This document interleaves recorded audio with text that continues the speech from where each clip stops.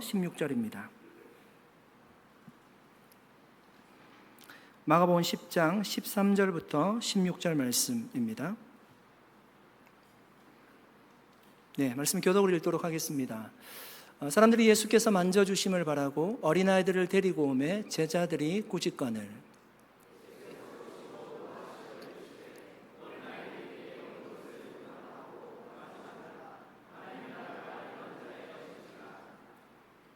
내가 진실로 너희에게 이르노니 누구든지 하나님의 나라를 어린아이와 같이 받들지 않는 자는 결단코 그곳에 들어가지 못하리라 하시고 그 어린아이들을 안고 그들 위에 안수하시고 축복하시니라.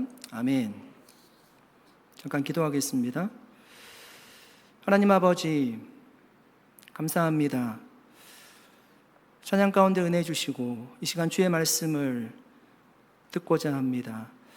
하나님의 말씀이 우리에게 확성기와 같이 분명하고 명확하게 들릴 수 있도록 도와주시고 그 말씀에 순종함으로 풍성하게 열매 맺는 삶을 살아가도록 은혜를 부어 주시옵소서. 감사드리며 예수님의 이름으로 기도드립니다. 아멘. 제가 어릴 때 저희 동네에 내과 백사장이 있었습니다. 그 내과에 보통 1년에 한 번 정도는 야시장이 꼭 들어왔습니다. 그 당시는 구경거리가 많지 않아서 야시장이 들어오면 동네 분위기가 달라졌습니다. 그곳에 가면 꼭 약을 파는 사람들이 있습니다. 보양제를 파는 분들인데요. 이제 사람들에게 관심을 끌기 위해서 많은 공연을 하면서 약을 팔았습니다. 저도 어른들 틈에 끼어서 그 공연을 보는 것을 좋아했습니다. 그런데 그때 꼭 스태프들이 하는 얘기가 있습니다.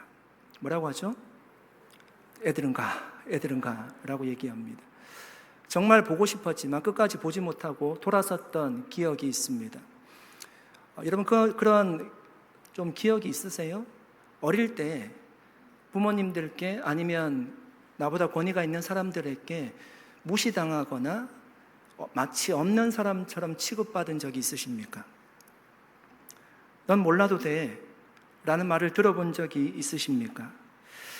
그런데 여러분 지금은 우리가 어른이 되어 있습니다. 여러분 어린아이들을 어떻게 바라보고 계십니까? 어른의 시선으로만 아이들을 대하고 바라보고 있지는 않습니까? 13절 말씀입니다. 사람들이 예수께서 만져주심을 바라고 어린아이들을 데리고 오매 제자들이 꾸짖거늘. 여러분 사람들이요 어린아이들을 데리고 예수님께 찾아왔습니다. 왜 데리고 왔나요? 어린아이들을 오늘 말씀해 보니까 만져주심을 바라고 데리고 왔대요. 만져주신다는 것이 어떤 의미일까요? 이렇게 쓰다듬어 주는 것을 얘기할까요? 여러분 미국 사회에서 모르는 아이들에게 쓰다듬어 주면 큰일 나는 일이죠. 당시 유대 문화에서 한번 생각해 보아야 됩니다. 당시는 랍비나 유대 종교 지도자들에게 아이들을 데리고 가서 안수기도 받고 축복받는 것이 풍습이었습니다. 당시나 지금이나 이런 부모님들이 바라는 것은요 동일합니다. 우리 아이들이 잘 되는 것, 하나님의 복을 받는 것 누구나 원하는 것입니다. 그래서 아이들을 데리고 예수님께 찾아왔습니다. 그런데 그 걸음을 막는 사람들이 있었어요. 누가 그 걸음을 막았습니까? 다른 사람들이 아니라 예수님과 함께 지금 다니고 있는 제자들이요 그 걸음을 막았습니다. 막은 정도가 아니라 부모들을 꾸짖었다라고 얘기합니다. 왜 그랬을까요? 제자들 눈에는 어른들만큼 아이들이 별로 중요하지 않습니다. 아이들은 모른다라고 생각하고 하나님의 말씀을 들어도 이해하지 못한다라고 생각했을 것입니다. 그래서 예수님께 이것이 별로 도움이 안 된다고 생각했을 거예요. 예수님이 얼마나 중요한 사역을 많이 하는데 그것이 짐이 된다고 생각했을 것입니다. 이렇게 생각하는 거예요. 여러분 예수님의 사역을 우리가 봐왔지만 예수님이 엄청난 일들을 많이 하고 지금 여기에 있어요. 지금도 예수님께 찾아오는 사람들이 많았을 거예요. 그런데 아이들 한 명이 아니라 아이들이 온 거예요. 그 한 사람 한 사람을 다 안고 축복해 주는 것은 예수님을 피곤하게 하는 일이라고 생각했을 것입니다. 그래서 부모들을 꾸짖고요, 아이들이 예수님께 나오는 것을 막았을 겁니다. 그런데 여러분, 예수님의 반응은 어떠셨습니까? 14절 말씀 읽어보겠습니다. 같이 한번 읽어보겠습니다. 예수께서 보시고 노하시어 이르시되 어린아이들이 내게 오는 것을 용납하고 금하지 말라. 하나님의 나라가 이런 자의 것이니라. 본문을 보니까 예수님이 화가 나셨어요. 그런데 제자들도 화가 났습니다. 여러분, 제자들의 화는 누구를 향한 화였습니까? 아이들을 데리고 나온 부모를 꾸짖었어요. 부모를 향한 화였습니다. 그러면 예수님은 지금 누구에게 화를 내고 있습니까? 분노하고 있습니까? 제가 지금 어려운 얘기 하나요? 아이들을 데리고 나온 부모를 꾸짖는 것이 아니라 제자들을 꾸짖고 있습니다. 왜 예수님은 제자들에게 노하셨을까요? 예수님이 이미 제자들에게 분명히 말씀하신 것이 있습니다. 마가복음 9장 37절 말씀입니다. 누구든지 내 이름으로 이런 어린아이 하나를 영접하면 곧 나를 영접함이요, 누구든지 나를 영접하면 나를 영접함이 아니요 나를 보내신 이를 영접함이라. 여러분, 예수님께는요 아이 하나 영접하는 것이 이 정도로 중요한 거예요. 아이 하나 영접하는 것이 그걸로 끝나는 것이 아니라 예수님을 영접하는 거래요. 결국 하나님을 영접하는 거래요. 그런데 제자들은 지금 어떻게 했습니까? 어린 아이들을 쫓아보냈어요.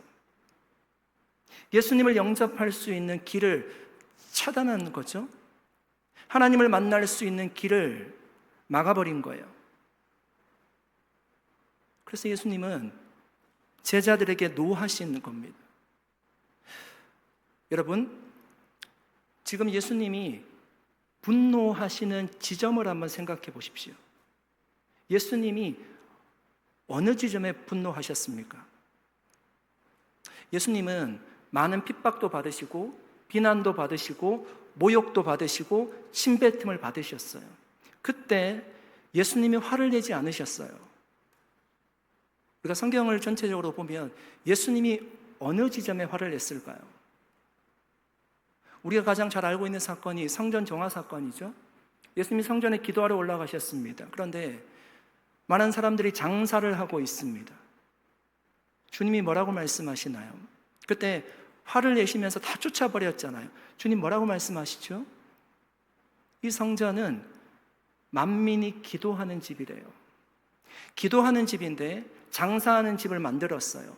사람들이 예수님께 나와서 예배하려고 해야 되는데 장사로 길을 막아버렸어요. 하나님께 나아가는 길을 더럽혔다는 거예요. 예수님이 종교 지도자들에게 화를 낸 적이 있습니다. 분노하셨어요. 왜 분노하셨을까요? 종교 지도자들이 권위를 가지고 있어서 아니었습니다. 그들의 가르침이 사람들을 하나님께로 인도하는 것이 아니라 하나님과 멀어지게 했기 때문에 예수님 분노하셨어요. 예배하러 가는 그 진리의 가르침이 없어요. 그 길을 막았기 때문에 분노하셨습니다. 오늘 본문에도 제자들이 똑같은 일을 하고 있습니다. 아이들이 예수님께 나오려고 하는데 그 걸음을 막아버렸습니다. 그래서 그들에게 분노하신 겁니다. 사랑하는 여러분, 저는 예수님이 사랑하는 제자들에게 이렇게 분노하시는 모습을 보면서요, 이 말씀이 얼마나 중요한 말씀인지를 다시 한번 생각해 보게 됩니다. 여러분, 우리는 어떻습니까? 교회의 제도가, 우리의 편견이, 혹은 우리의 무관심이 하나님께 나오려는 누군가의 발걸음을 막고 있지는 않습니까? 제가 예전에 사역할 때 어떤 분이 새벽 기도에 나오셔서 늘 통성으로 크게 기도하는 분이 계셨습니다. 그런데 한날은 기도를 마치고 보니까 자기 옆에 이렇게 쪽지가 있습니다. 그 쪽지에 어떻게 적혀 있는가 하면, 우리 교회는 그렇게 기도하는 교회가 아닙니다. 조용히 기도하세요. 그렇게 적혀 있습니다. 그분이 그 쪽지를 가지고요, 찾아오셨는데 얼마나 한동안 힘들어 하셨는지 모릅니다. 아니, 주님의 교회에서 그렇게 주님께 통성으로 기도하지 못하면, 크게 부르짖어 기도하지 못하면 도대체 기도는 어디서 해야 되는 것입니까? 여러분 한번 상상해 보십시오. 어느 교회에 라벨을 붙이는 문화가 있습니다. 상상 속의 교회입니다. 저 사람은 이혼한 사람이라서 문제가 있을 거야. 저 청년은 문신이 있어서 불량할 거야. 저 노숙자는 냄새가 나서 같이 앉기 불편해. 저 아이는 장애가 있어서 다른 아이들에게 방해가 될 거야. 저 아이는 가정이 어려운 집안에서 자라니까 문제 아이일 거야. 저 사람은 행색이 초라하니까 우리와 어울리지가 않아. 만약에 우리가 상대방에 대해서 마음에 이런 라벨을 붙이고 살아간다라면 우리는 보지 못할 겁니다. 그런데 마음을 감찰하시는 하나님이 보실 때는 그 사람 또한 누군가 하나님 앞에 나오는 길을 막고 있는 사람일 것입니다. 사랑하는 여러분, 예수님은 병든 자, 소외된 자들에게 먼저 찾아가셨습니다. 그런데 우리는 어떻습니까? 혹시 그들을 우리와 다르다라고 생각하고 라벨을 붙여서 분류하며 배척하고 있지는 않습니까? 만약 우리의 마음에 주님이 기뻐하지 않을 라벨이 붙여져 있다라면 오늘 이 시간 여러분 그 라벨을 떼어버릴 수 있기를 바랍니다. 다 주님이 사랑하는 사람들입니다. 여러분, 사도 바울의 삶을 한번 생각해 보십시오. 바울은요, 자신의 삶이 복음의 통로가 되기를 원했습니다. 율법 없는 자에게 다가갈 때는 자신은 율법을 평생을 공부했지만 율법 없는 자와 같이 대했습니다. 율법 아래 있는 자들에게는 이제는 그리스도 예수로 말미암아 내가 자유한 사람이 되었지만 율법 아래 있는 자와 같이 다가갔습니다. 약한 자에게는 바울이 얼마나 강한 사람입니까? 그럼에도 약한 자와 같이 대했습니다. 오늘날로 얘기하면 그 눈높이에서 맞춰서 그 사람을 대하는 거예요. 청년들이 청바지를 입고 반바지를 입고 교회 와서 예배드리면 목회자가 그렇게 다가가는 것입니다. 상대방이 노숙자라면 냄새가 나더라도 기꺼이 옆에 가서 식사하며 이야기를 나누었다는 것이고요. 장애인들에게는 불편한 그들 편에서 친구가 되어주셨다는 얘기입니다. 여러분, 왜 이렇게 살았을까요? 바울이 이 모든 얘기를 하고 나서 마지막에 이렇게 정리합니다. 내가 여러 사람에게 여러 모습이 된 것은 아무쪼록 몇 사람이라도 구원하고자 함이니라.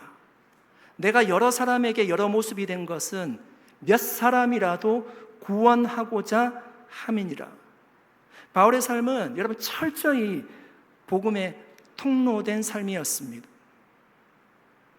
사랑하는 여러분, 우리도 이와 같은 삶을 살아야 되지 않을까요? 누군가 주님 앞에 나오려고 하는데 우리가 그 중앙을 막아서는 복음의 걸림돌이 아니라 그 길을 활짝 열어줄 수 있는 복음의 통로된 삶을 살아야 하지 않겠습니까? 여러분, 제자들은 지금은 이것을 막고 서 있지만 부활하신 예수 그리스도를 만나고 난 이후에는 그들 모두 복음의 통로된 삶을 살았습니다. 하나님이 그 삶을 기뻐하셨습니다. 저는 저와 여러분의 삶이 복음의 걸림돌이 아니라 복음의 통로된 삶을 살아갈 수 있기를 예수님의 이름으로 간절히 축원드립니다. 14절 말씀 다시 한번 읽어보겠습니다. 같이 한번 읽어보겠습니다.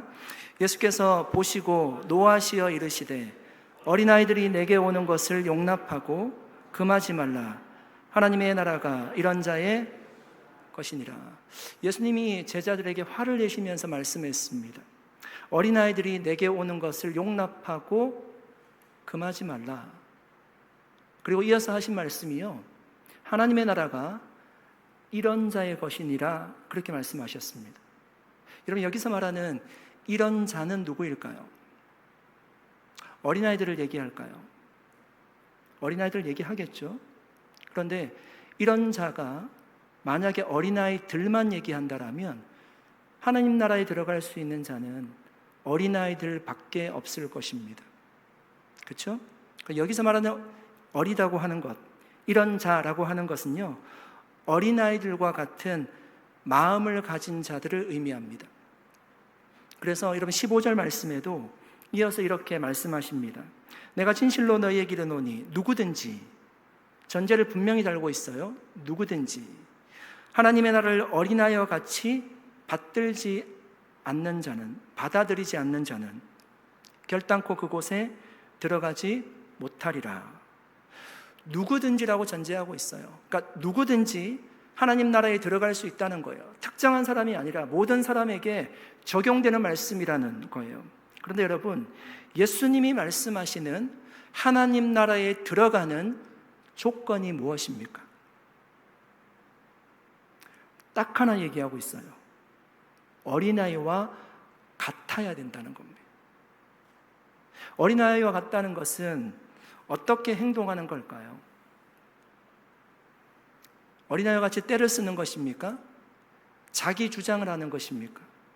아니면 물불 가리지 않고 막무가내로 우는 것을 얘기하는 것입니까? 만약에 이렇게 이 본문을 해석한다면 우리는 어린아이의 특성을요, 한 20가지 이상을 뽑을 수 있을 것입니다.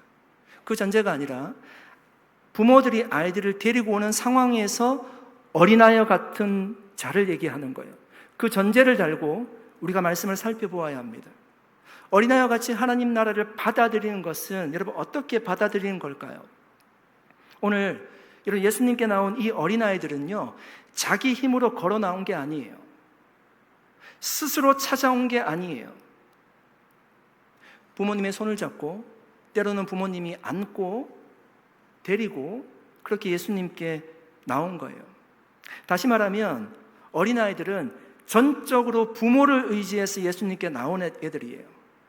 자기 힘이 아니라 부모님의 손과 품에 의지해서 예수님께 나왔습니다.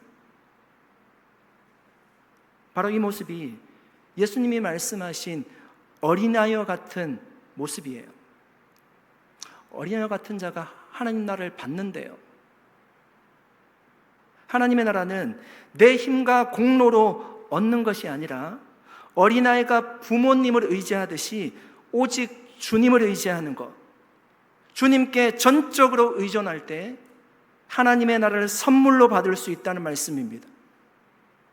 믿으십니까?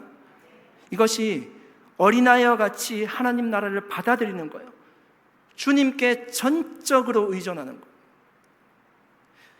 여러분 생각해 보면요, 현대인들에게 전적 의존이라는 이 말이요, 긍정적으로 들리지 않습니다.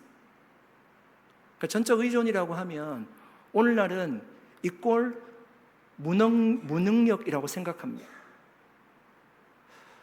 회사를 다니는데 회사를 다니는 직장 동료가 일을 처리하지 못해요. 그래서 늘 옆에 있는 사람들에게 그 힘을 빌리려고 합니다. 그런 사람들을 우리가 무능력하다라고 얘기하지 않습니까? 결혼을 하고 가정을 이루었습니다. 그런데 부모에게 계속 의지하는 겁니다. 가정을 만들었으면 부모의 품을 떠나서 이제 한 가정을 이룬 것인데 계속 부모를 의지해요. 그러면 이 능력이 없는 자녀이지 않습니까? 그래서 우리는 여러분 본능적으로 누군가를 의존하지 않으려고 해요. 교육도 그렇게 배웠어요. 우리가 할 수 있다라고 배웠어요. 자기 확신을 가지고요, 내 힘으로 모든 것을 해내야 된다라는 것을 믿고 우리는 살아갑니다. 물론 도전 정신도 필요하고 우리가 개척 정신도 필요하고요. 다 필요한 거예요. 그런데 여러분, 이런 마음이요, 신앙생활에는 꼭 좋은 쪽으로만 작용하지는 않는다는 거예요. 여러분, 우리가 드리는 기도를 가만히 들어보면 이럴 때가 있습니다. 하나님, 제가 열심히 계획을 세웠습니다. 성공할 수 있도록 하나님 도와주십시오.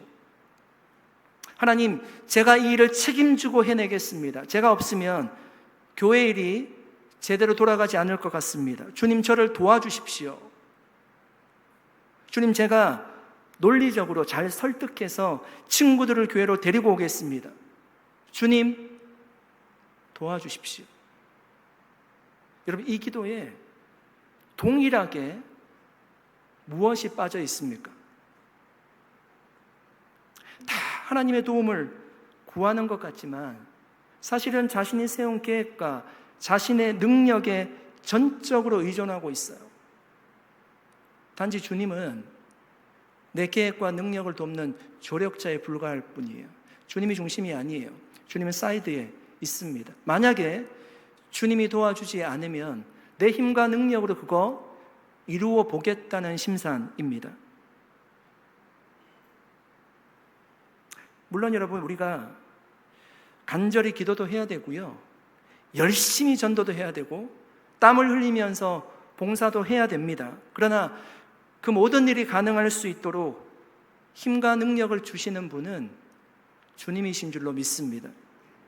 나 스스로에게서 나오는 것이 아니에요. 그렇기 때문에 우리는 더 깊이 주님을 의지해야 됩니다. 여러분, 다윗과 골리앗 이야기를 잘 아실 것입니다. 골리앗은 키가 3m 정도 되는 장수입니다. 머리부터 발끝까지 완전한 갑옷을 착용했습니다. 거대한 칼을 가지고 전쟁에 나왔습니다. 반면 다윗은 어떻습니까? 갑옷도 없고 칼도 없습니다. 물맷도 5개 가지고 전쟁에 나갔습니다. 보기에 상대가 되지 않습니다. 그때 다윗이 이렇게 고백합니다. 너는 칼과 창과 단창으로 내게 나아오거니와 나는 만군의 여호와의 이름으로 내게 나아가노라. 여러분, 골리앗이 의지했던 것이 무엇일까요? 칼과 창과 단창이었습니다. 그런데 다윗이 의지했던 것은 자신이 가지고 있던 무기가 아니었어요.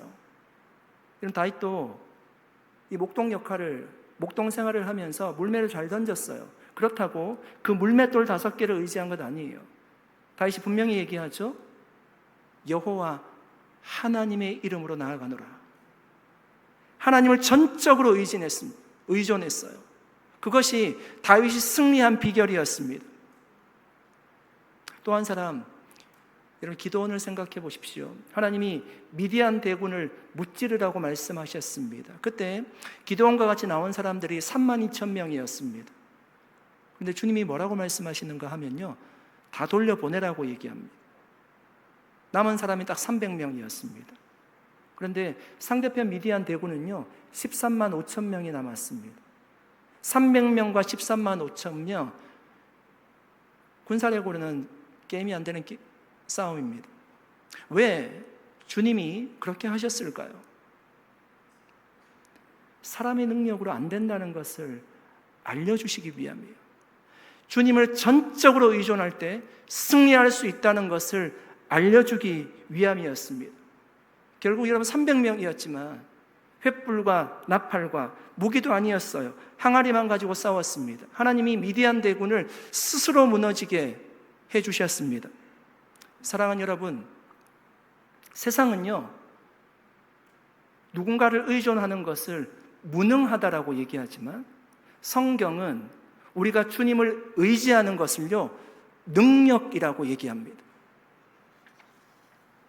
부모의 손에 붙들린 아이처럼 주님께 전적으로 의존할 때 그때 하나님의 능력이 역사하시는 줄로 믿습니다. 정말 믿습니다. 우리가 주님만 의지할 때 우리 교회 가운데도 하나님의 능력이 더 풍성하게 나타날 줄 믿습니다. 그런 자에게 주님이 하나님의 나라를 선물로 주시겠다라고 약속하셨습니다. 두 번째, 어린아이와 같이 하나님의 나라를 받아들이는 믿음은 어떤 믿음일까요? 첫 번째, 전적 의존이었고요. 여러분, 본문에서 사용하는 어린아이라는 단어가 헬라어로 파이디아라는 단어입니다. 파이디온 들어보셨을 겁니다. 같은 단어입니다. 보통 걸음마를 시작한 아이에서 7세 전후의 아이들을 얘기합니다. 그러니까 이 아이들은요, 부모님을 따라올 때 모든 상황을 다 알고 따라온 애들이 아니에요. 예를 들면 예수님은 하나님의 아들이시다는 것을 지적으로 동의가 되고 완전히 다 이해했기 때문에 예수님께 나온 것이 아니라는 거예요. 그러면 어떻게 나왔을까요? 부모에 대한 순전한 믿음이 있었기 때문에. 부모님이 예수님께 가자고 하니까 그냥 따라 나온 거예요. 이해가 되지 않더라도 계산하거나 따지지 않고 전적으로 부모를 신뢰했기 때문에 예수님께 나올 수 있었습니다. 여러분, 교회에서만 믿음이란 단어를 사용하는 것이 아니라 세상 사람들도 믿음이란 말을 많이 사용합니다. 여러분, 시중에서 판매되는 자기계발서 책들을 보십시오. 다 뭐라고 얘기하는 줄 아십니까? 당신을 믿으라고 얘기합니다. 그러니까 나에게 충분한 잠재력이 있다라고 얘기합니다. 너를 믿으라고 얘기합니다. 그때 믿음의 내용은 무엇입니까? 자기 확신을 가지라는 거예요. 충분한 능력을 이미 가지고 있다는 것이잖아요. 그러나 성경이 말하는 믿음은요, 내 능력에 대한 확신이 아니에요.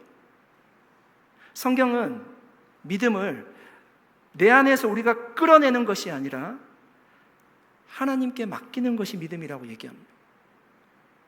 내가 확신을 가지는 것도 아니고 없는 것을 끌어내는 것도 아니고 하나님께 맡기는 것을 믿음이라고 얘기해요. 어린아이가 부모에게 모든 것을 맡기듯이 그렇게 하나님께 맡기는 것이 바로 믿음이라는 것입니다. 고 이혜령 교수님이 딸과 함께 예배를 참석하셨습니다. 그런데 충격을 받으셨어요. 딸이 찬양하는 모습을 통해서 충격을 받으셨어요. 너무 그 모습이 자기가 정말 싫어하는 광신도의 모습이었습니다. 집에 돌아와서 딸에게 얘기합니다. 내가 예수 믿는 것은 좋은데 우리가 배운 사람인데 그렇게 하지 않았으면 좋겠다라고 얘기했습니다. 그때 딸이 이렇게 얘기합니다. 아버지, 제가 예수님을 만났는데 어떻게 그렇게 찬양하지 않을 수 있어요? 그 얘기를 듣고요, 교수님이 고개가 끄덕여졌다라고 합니다. 여러분, 때로는 우리의 믿음이요, 그 누군가에게는 광기 있게 보일 수 있습니다. 주님께 다 맡긴다는 모습이요, 정말 사람들의 눈에 그렇게 보일 수 있습니다. 세상 사람들은 지적으로 완전히 동의가 되지 않으면 하나님을 믿으려 하지 않아요. 하나님을 눈으로 보고 경험할 때만 주님을 믿으려고 합니다. 그런데 여러분, 그런 사람들은 지금만 있었던 것이 아니라 역사 속에서 늘 있어 왔습니다. 주님 그래서 말씀하셨습니다. 요한복음 20장 29절입니다. 같이 한번 읽어보겠습니다. 예수께서 이르시되 너는 나를 본고로 믿느냐? 보지 못하고 믿는 자들은 복되도라 하시니라. 여러분, 이스라엘 역사를 보십시오. 수많은 기적을 경험했어요. 상상이라도 할 수 있습니까? 바다가 갈라졌습니다. 갈라진 바다를 걸어 들어왔어요. 홍해를 건넌 거예요. 바다를 건넌 것입니다. 광야를 들어오니까 낮에는 태양빛 때문에 살 수가 없어요. 하나님이 구름을 이렇게 쳐주셨습니다. 밤에는 온도가 떨어지니까 불기둥을 주셨어요. 아침에는 나가보면 광야에 만나가 내려져 있습니다. 수많은 기적을 보았습니다. 그런데 그들 중에 하나님을 믿지 않는 사람들이 많이 있었습니다. 원망하고 불평했습니다.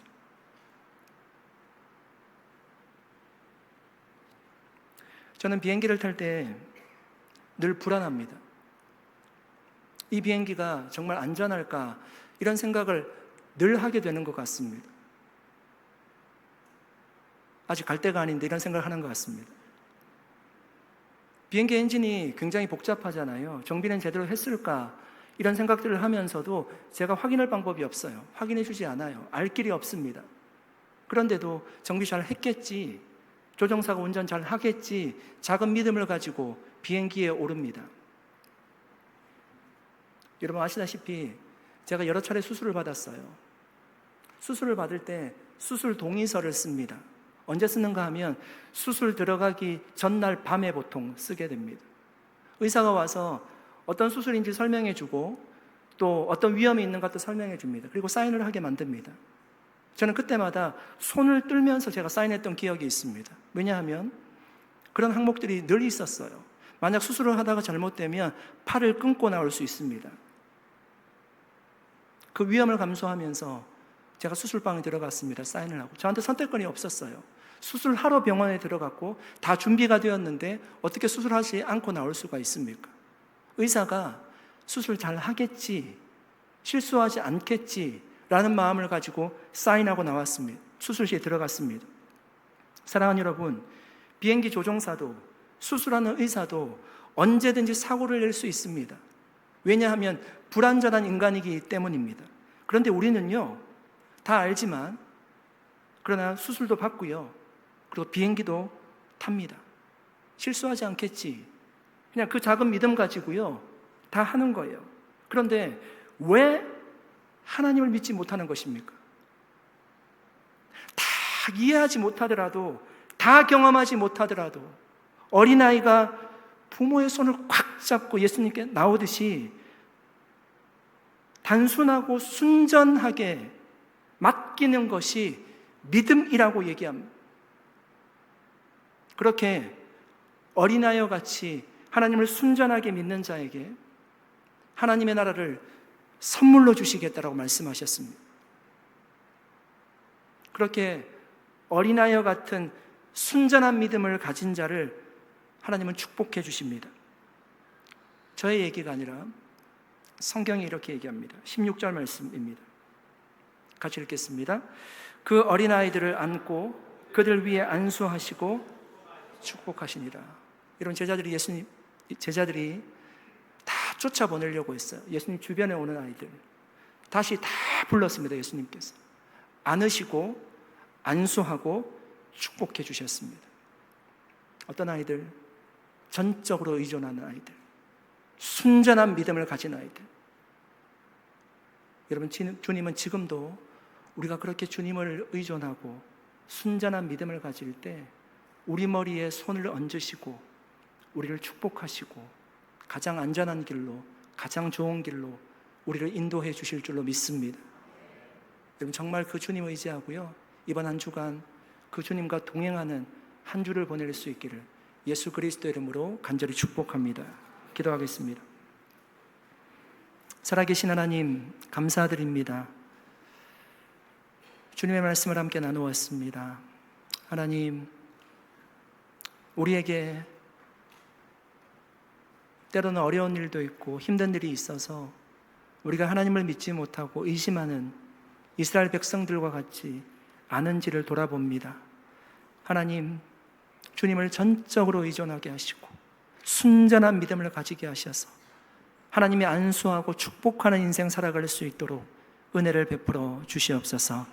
감사드리옵고 예수님의 이름으로 기도드립니다. 아멘. 우리 자리에 일어나셔서 마지막